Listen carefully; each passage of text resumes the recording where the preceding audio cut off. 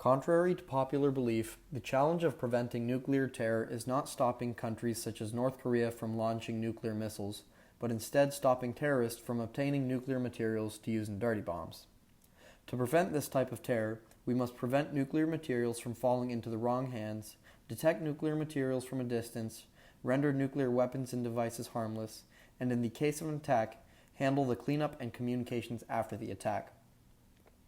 Our team chose to take on this challenge because it is an ever-evolving issue with global terror still being prevalent. And with current advances in technology, it is becoming easier to acquire nuclear materials and create nuclear weapons. Stopping potential terrorists from obtaining nuclear materials must be of high priority because without these materials, the weapons will not work as intended. Preventing nuclear terror is a global security matter. Trade regulations on imports and exports would be the most noticeable social impact. Apart from large-scale death and destruction, in the case of a nuclear attack, such as a dirty bomb or a nuclear warhead, radiation renders environments uninhabitable. Whether it be soil, water, or wildlife, radioactive materials must be removed from the environment before humans may inhabit it again. The technology for long-range detection of nuclear materials does not exist currently, which is a big part of the ideal solution. The solution would have detection devices that are able to cover large areas of land and communicate back to a central device if radioactive materials are detected. Devices that are capable of close-range detection do exist, like the handheld survey meter. If an attack were to occur, most of the fallout would dissipate after a few weeks to months.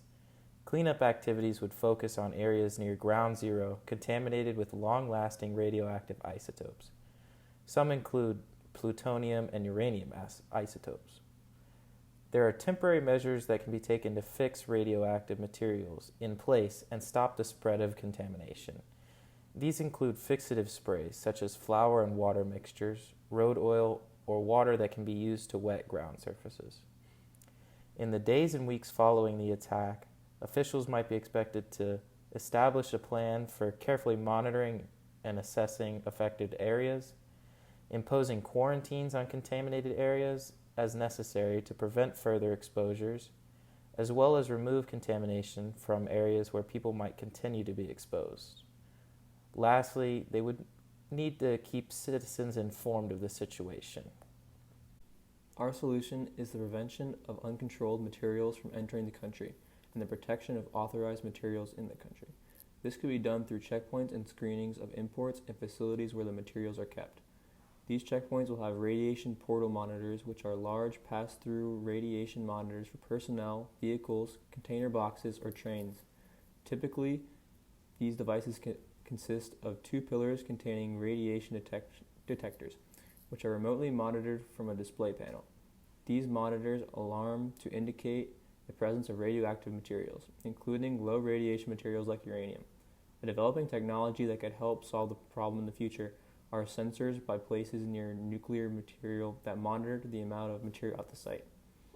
If any material is removed, then authorities would be alerted.